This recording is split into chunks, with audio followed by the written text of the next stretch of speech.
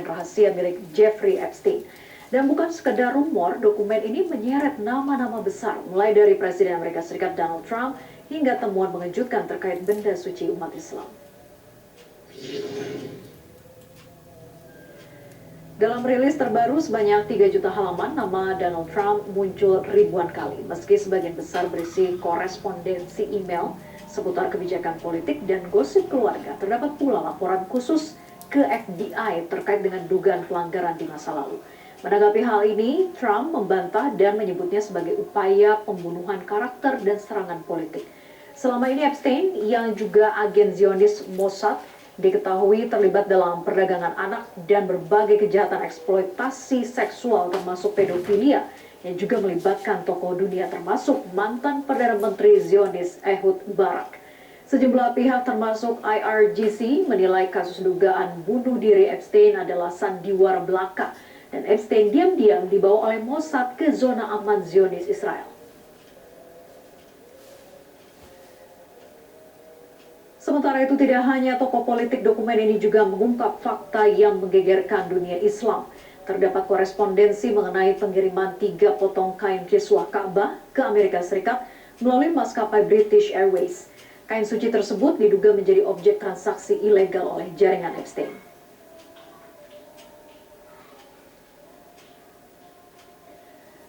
Skandal ini pun merembet ke Asia Tenggara. Nama Perdana Menteri Malaysia Anwar Ibrahim turut disebut dalam email yang menggambarkan Malaysia sebagai tambang emas bagi bank investasi JP Morgan.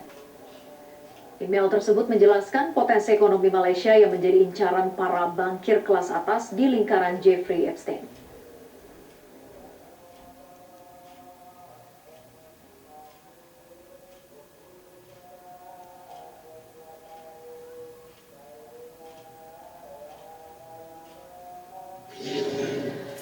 Pemirsa, Presiden Donald Trump mengecam seorang reporter atas pertanyaan-pertanyaan terkait dengan berkas Epstein. Trump mengalihkan isu itu ke hal-hal lain.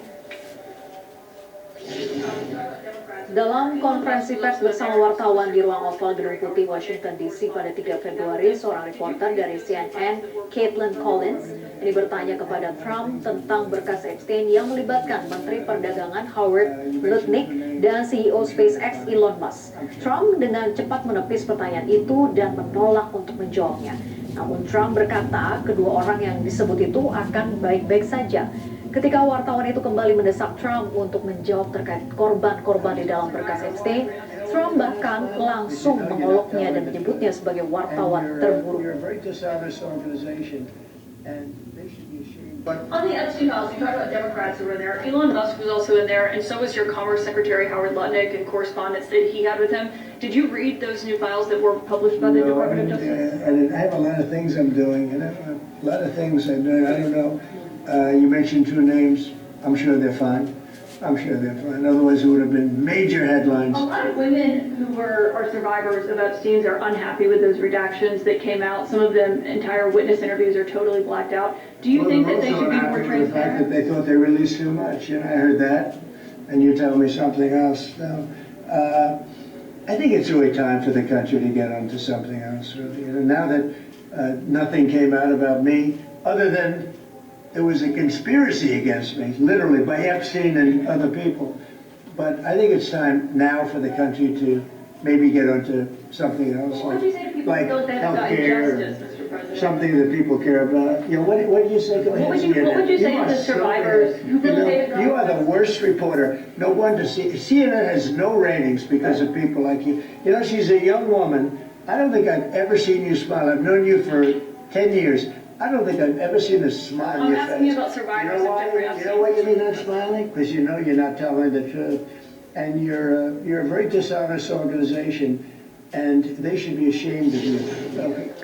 Pemirsa, sejumlah fakta menarik terungkap dalam sidang gugatan Citizen Lawsuit ijazah mantan Presiden Jokowi.